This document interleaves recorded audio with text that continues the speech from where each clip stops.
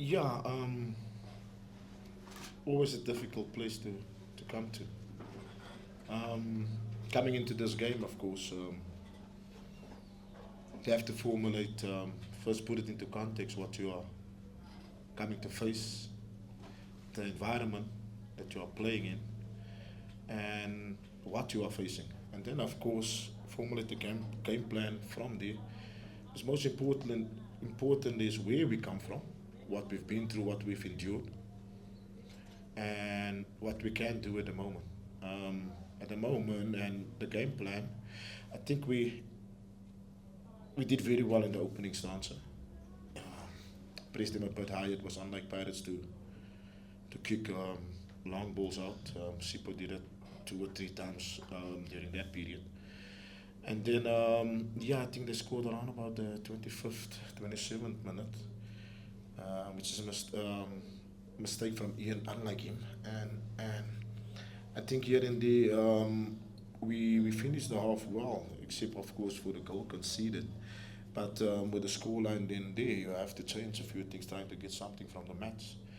Um, we came out pressing a bit higher, made it a bit more difficult for them and allowed them to have the ball in certain areas. They created a half chance here and there. We all, and then changing the formation with the changes we made and also protecting um, Moses Matembo, who's on a yellow card, and then also Kaba picked up a yellow card in the central defense, and was a few tackles that came from my boys that we could have been a man down. But other than that, I think we managed it well.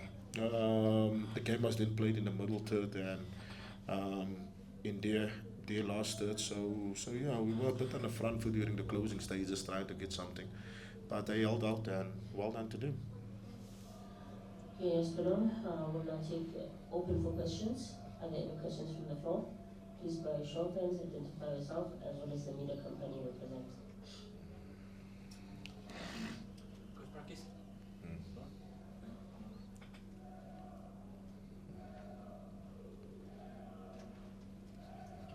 Chris Brandis, Chan from SABC.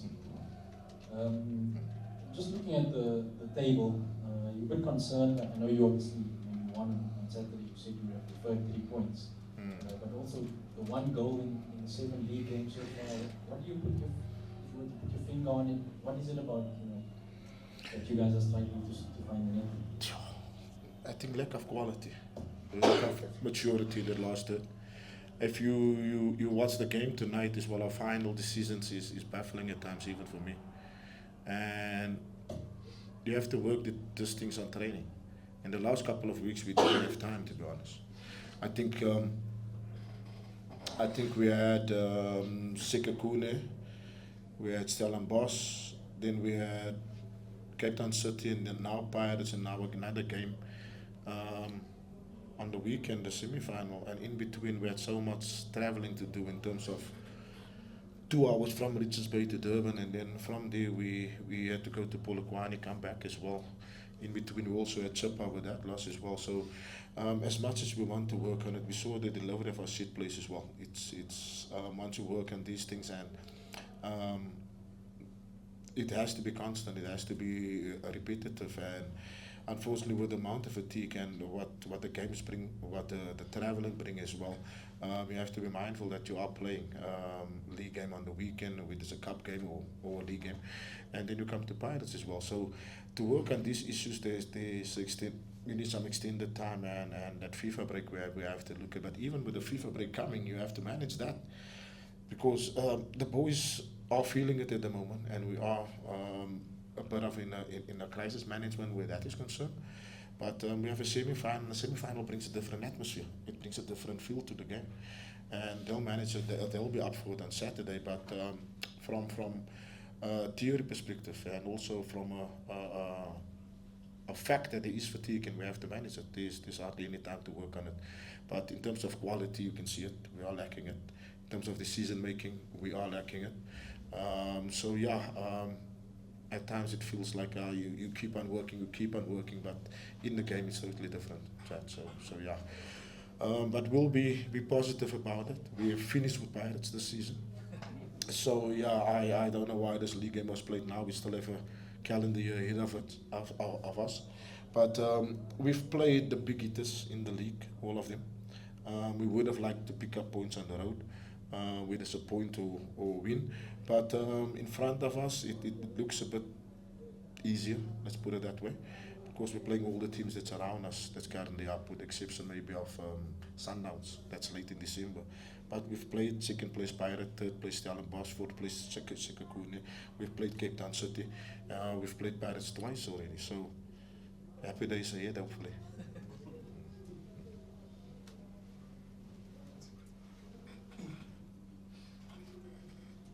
International Joseph from Sports Coach. You touched on it a bit, the traveling that happens. You're the most traveled club in the PSL, arguably. I mean, you come from Richards Bay, Devon flight to Joburg drive to Bulugwani again, and all of that. Your physical, conditioning coaches, how much of their work comes in handy, seeing that your boys have given 110% here, despite the result, and then come weekend again, they're expected to run this much? Yeah, 120 minutes before this coming into this game as well. It's always difficult, to be honest. Look, the support structures have to be in place. The recovery protocols you have to go through as well, and for the body to recover, a lot of things, come into play. Nutrition, for example, you understand. We can't be thinking about. Uh, no, let's park there. But anyway, yeah. The conditioning is the. We work to a certain level, during the preseason, and then we work on maintaining that level. I understand it, and the game brings that. But in terms of managing fatigue, the ice baths, the recovery leagues, the nutritional part, the rest days, the saunas, the massages, all of that. That's why the top teams, the Pirates, the Chiefs, the Sundowns, have staffs of 24 members. I understand, so they are well taken care of. Some of us, we don't have that luxury. Let's put it that way. Coach, hard luck on the loss last year from kickoff. Coach, you said last Saturday that Orlando is a difficult place to come to, just one goal being the difference. Is this a game that you look at and feel you could have got something out of it, and are you able to pick out where it went wrong tactically? Yeah. First of my hat off to the Ghost. Good atmosphere they created. It was singing for the whole 90 minutes, and you don't get it anywhere in the country. So well done, and to the Pirate supporters in there. But having said that, I think the Ian spilled that ball. It's unlike him as well, and then we reacted slowly.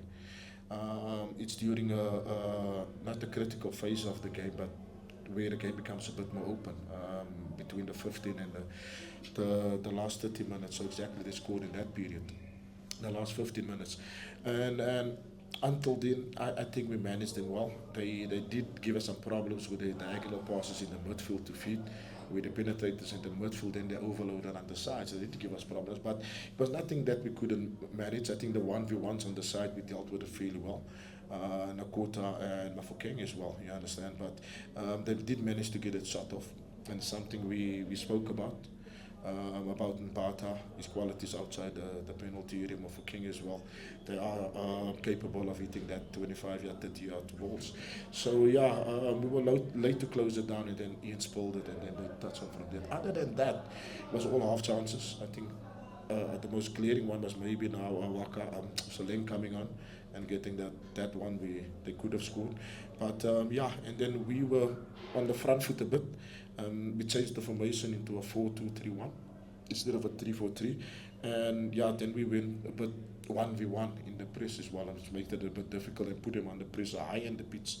And yeah, then we looked in like we in the game. But yeah, it was a little too late. Coach, it's from the Sultans, obviously on the goal scoring issue. I think only Sandele Bonds is the player that left, in terms of what we see that's different from last season, except obviously the new players. But then you have players like Butuma, Bomelo, scored goals for fun in youth level. But if we see them now this season, they're everywhere besides the box. Why is that? Like these talented youngsters coming into the first team and they just never running into the box. Very, Also, but Bonds is yeah, exit out. yeah. Very good observation there, Lorenzo, and I'll answer it for you. Barnes being the main supplier and the goal scorer was a big player to lose for the team. If you look at the stats of last year for the whole season, it was 20 goals scored. 20 goals scored, so it's nothing new at Richards Bay. And then, of course, Mbatuma 2 goals in the 2 season. And then you have to look at Sibanyoni in the first division who scored 8 goals. I understand, so you have to look at these stats, and once you're faced with that stats, it doesn't lie. And then you look at your main supplier who's not there, and then you look at the deliveries that comes on, and you have to say, wow. And once as a coach, once you're at PSL level, and you need to coach technique, you are coaching under 13 and under 11 passing drills and technical elements. Where the game at a higher level should be focused on tactical elements, and I'm still coaching technique. So yeah, we sold our best player, and I'm not saying we didn't get that type of player back, but the youngsters that we produce, we look at that at the positives. I think Spuzo was brilliant when he came in for Satebe. Very good outing for his debut as well. Bomelo was he is under 20 international. He's a bright prospect, but it's also potential and talent that you need to merge to produce the Mabasa, the Magopa, whoever. You understand? So it's tough work, but I welcome the challenge, and hopefully we'll get it right. But youth level is a bit more freedom, not so much structured, but about the individual that you promote. And yeah, it's about results. So there's a big difference at the moment, but I'm sure you can see what I'm talking about. Take the final 2 questions, starting with Karama. Good evening, Coach. Karabo Pasha. Coach, I'm liking the result. In your opening remarks, you spoken about Orlando being a very difficult place to come. What is it that makes this place so difficult? Because you're actually not the first coach to speak about it. Obviously, you wouldn't want a cup of coffee then you arrive. So what makes it so difficult? And second, the opposition coach, Marx's 100th game here, over 60% win percentage. What's your words to him, having reached that milestone? Yeah, first and foremost, the environment. The current Pirates team has made it a fortress. They don't give much away in terms of goals conceded. And then the supporters as well. They get behind the team and they keep on supporting irrespective of what. And that's cheering you here, and that builds the confidence that drives you forward. So it's difficult to play. And once the opposition play as well, they get on their backs as well. So mentally, it's tough to stay in the game. And then of course, any mistakes they get jumped on. So they have their 12th player in the goals that's there as well. And for Jose, it's one of the few foreign coaches that has come in and actually added value to the league. So hats off to him as well. We have a good relationship. So he's brought something different to Pirates, winning some cups in there as well, and now he's top of the table, going for the league. So definitely there's some quality there. Definitely is adding to the product as well, and it's bringing some competition to the league. Any takers on the final question? Going once, going, okay, then, with the hand there. Coach, it's Slavos from Kickoff. In this situation that you're in, Coach, how do you calculate your blocks in terms of the points that you're aiming for, in terms of what you've gotten so far? Because obviously, I'm sure you've got an end target of where you probably want to finish, which comes with a certain number of points. How are you planning around that, seeing that you've done a quarter of the season now so far? Now there's teams worse off than us now. So yeah, I'm not too worried. Not oblivious to it. Let's put it that way. I got it. But I'm not stressed. It's a team that can play football, that can compete. The goal at this moment is eluding us. Or in the final third, we need to beef up. You understand? We have a transfer window in front of us.